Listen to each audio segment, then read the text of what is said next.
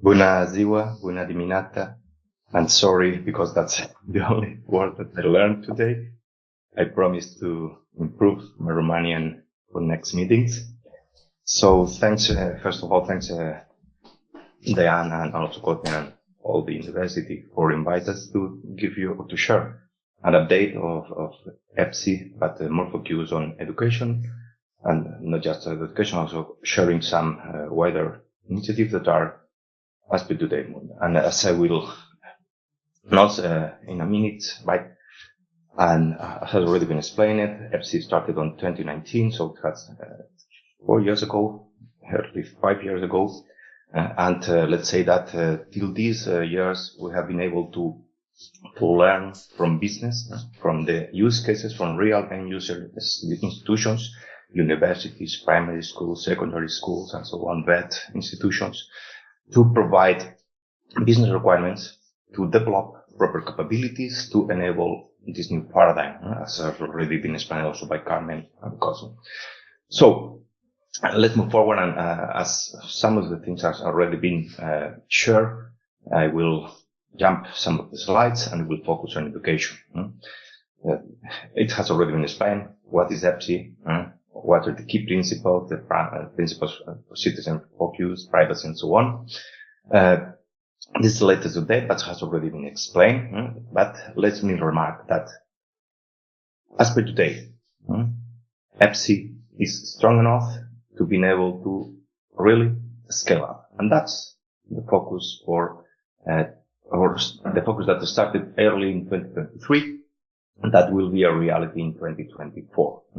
Also, as explained by Carmen, together with some key projects like the ENSI-NE, node enhancement, but also other ones. As you can see here, this is for today, all the main initiatives, projects initiatives, like the early adopters, that's the biggest one, right? But not just the only one. As explained before, there are other initiatives that most of them are not based on verifiable credentials, but also the main ones are based on that. And that's important also due to the standardization that has already been explained before by Carmen. So here you can see the whole picture of all the initiatives that are as per today currently in parallel moving forward. Added to this, there are also another specific ones, like for example, 3 key projects that the Ministry of Universities in Spain funded 1.5 years ago. That during last year, they have been working on that, and next year they will move to production. So more, I think it's 60% of the universities, of the public universities in Spain, will move to production on using EBSI as an underlying set of infrastructure to, as explained also by Carmen, to accredit educational achievement, learning outcome achievements, but also for mobility, as I will also explain right now.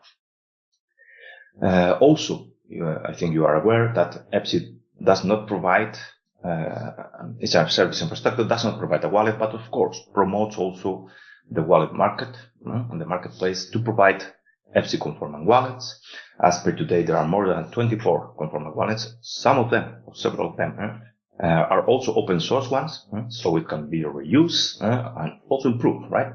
That's also part of the Ebsi and the European Union initiative, trying to promote open source software and so on. Okay, so let's move to education. I expect to be on time. So as per today, and more linked to the early adopters program that, as explained before, till today it was more an accelerator, an incubator. But now it has also a way on how to scale up on Ebsi. As per today, we have currently these 7 clusters, right?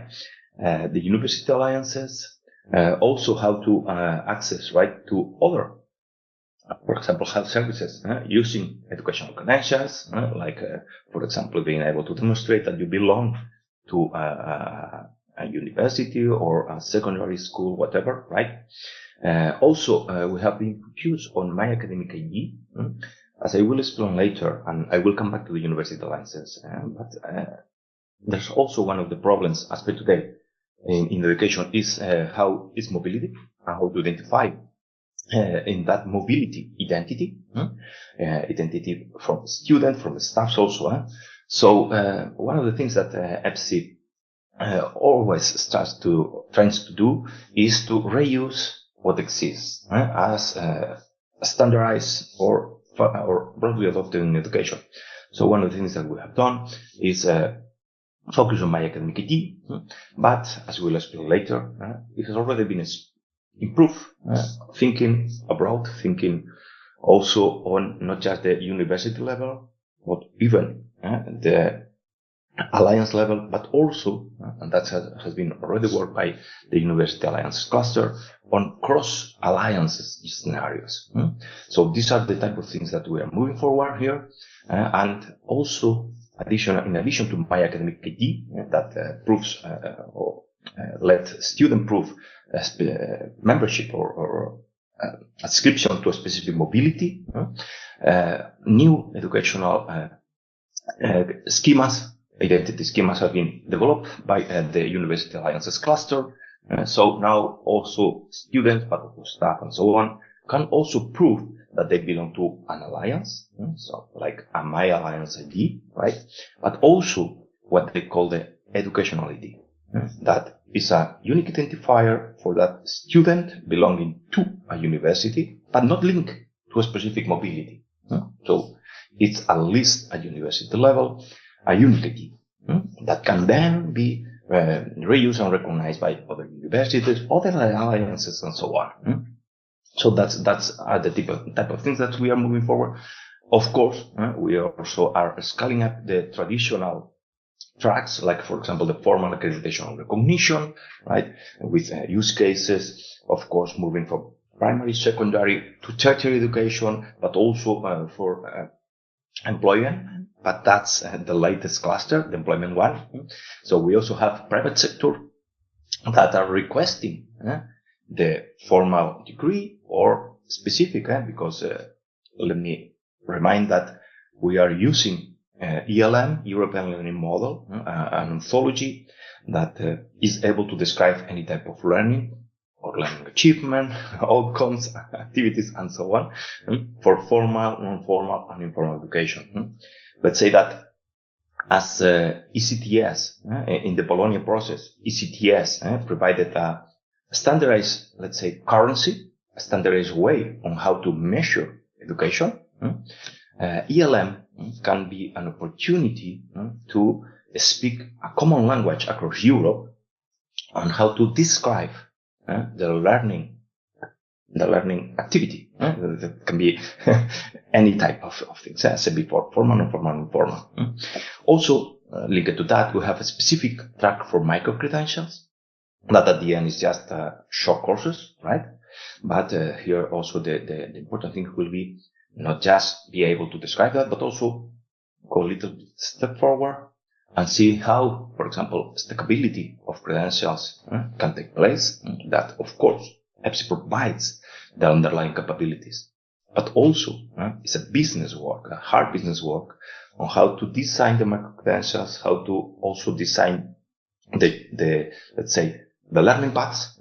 So how, from a recognition perspective, some student can share one micro-credential, another micro-credential, and the fact itself that of having those both together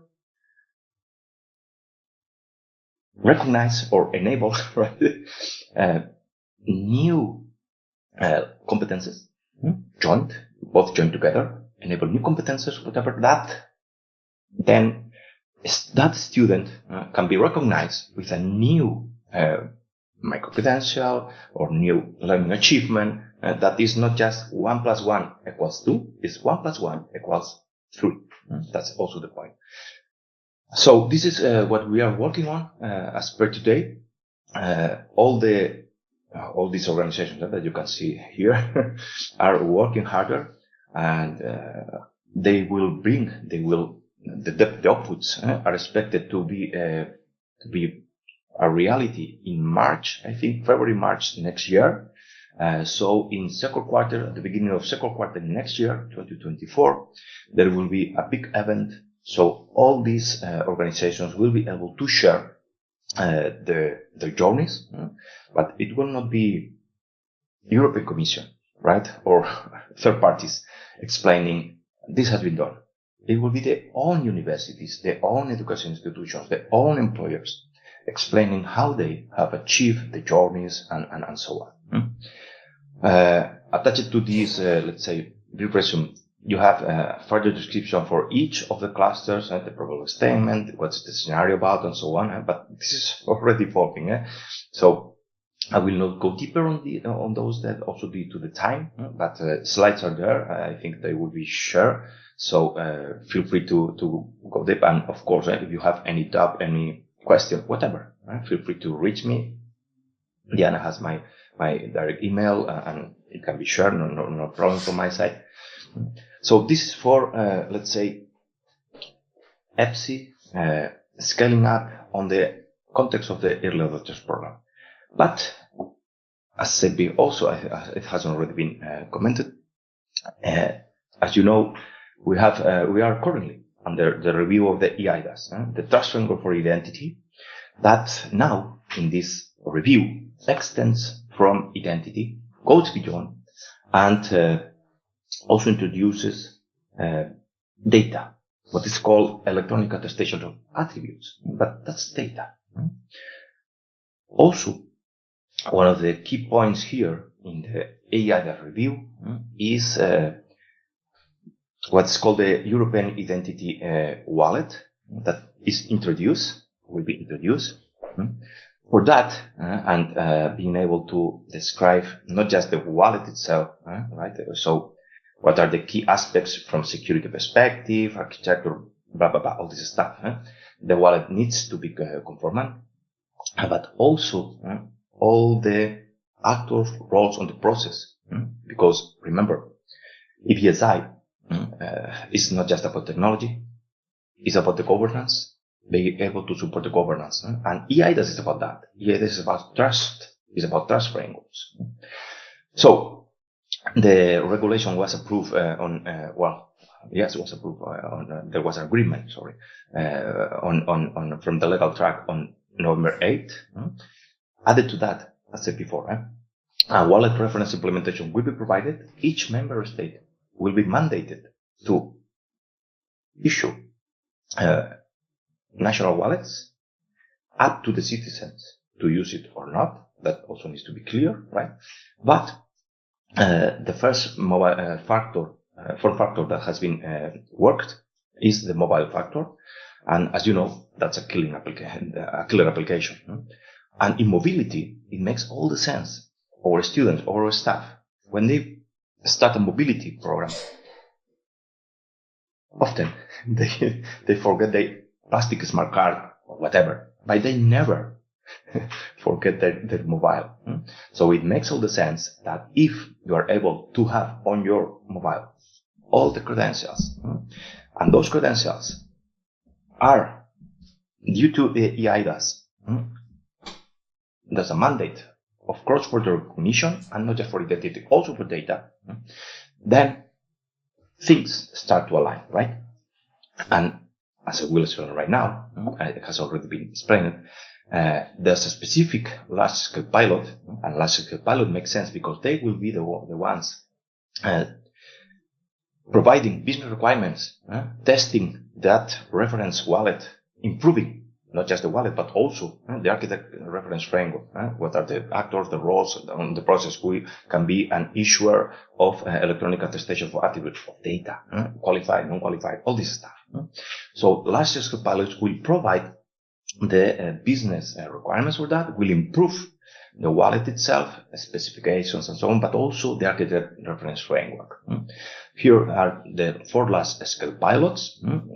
Some of them focus on mobile driving license, others on payments, right? Others on traveling. And there's one that's Digi4U, Digital Credentials for Europe, that focus on educational credentials and professional qualifications, titles and licenses. So this is DC4U, and making the bridge, DC4U, one of the first agreements was on the design itself of the project, was that we will reuse all the work and knowledge made or provided by member states on the Ebsi initiative, right? So DC4U will merge the EIDAS regulation, the EIDAS review, and the Ebsi capabilities to provide the trust model for education, and all the 22 countries that are involved, and plus 100 organizations, right, will try to define and to provide that trust model for education. What a university needs to be compliant with from a security perspective, from a, of course, also protocols or technicalities and so on, but also from a governance and so on and so on. To be able to issue data, let's say electronic attestation of attributes, to a EUDI wallet, compliant wallet, and so on. But of course, it's also important to be able to make a bridge with existing services and platforms, right? That's why also DC4U will work not only on those, on that trust model for education, but also providing elements, what we call elements to be provided, like, for example, converters from ELMO to ELM, to be able to convert from the ELMO, that is the current ontology, for example, mostly used in Europe to exchange transcript of records of mobility, because Erasmus with a paper as per today is using ELMO. So we will provide those type of converters, also trying to provide from open badges to ELM, also micro-credentials and so on. But also we will provide what we call the bridges. So, for example, to enable a bridge with EduGain. So EduGain should be able not just to authenticate using login and password, but also using verified credentials, right? Same for MREX. That's another exchange and network broadly used in Northern Europe to exchange data. That also use ELMO. So with these things, we'll provide this new and will enable this new paradigm with fully aligned with new regulation and existing services. And of course, we're also making the link and collaborating with main DGs, DG EAC, primary, secondary, tertiary, but also DG employment, VET and employment, and adult education, and so on. And I think that's all from my side. I think I've been in time, open to questions. Thanks for inviting me again.